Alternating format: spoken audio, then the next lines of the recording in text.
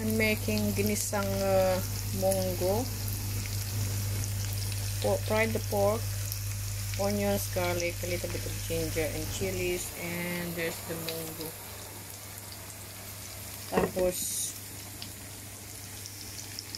kamatis para may kulay-kulay.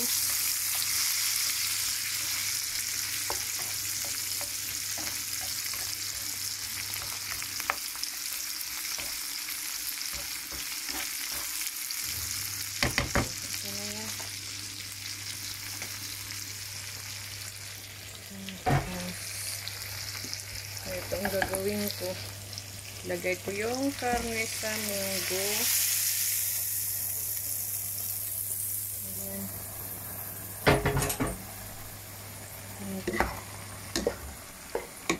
Hahalo-haluin. Ang sasahog ko ay dahon ng ampalaya at saka bunga ng ampalaya, pero frozen na. Kasi pinitas ko lahat yung halaman ko sa garden. Kasi mag-winter na dito. Kaya, ayan. Ayan. Tapos, siyempre, kung may ulam, may kanin. Ayan. Diba? Ayan. Hindi kumpleto ang aking sahog, kaya UK style tayo. Ayan, yung baking bagoong.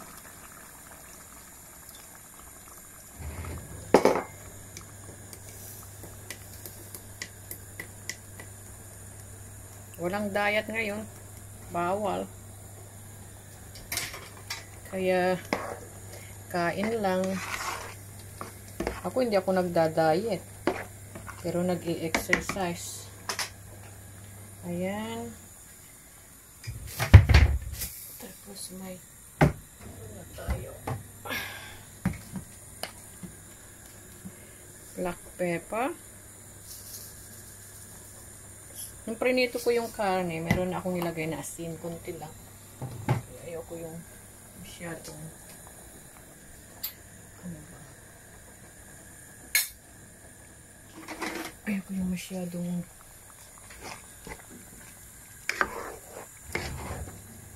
kaya titikman natin kung masarap.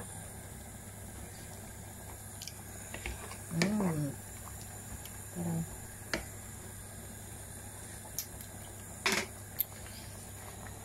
ayan, tapos ilahog na natin ang mga gulay-gulay ni fitness. Nako, nadurog dahil na-frozen. Ayan.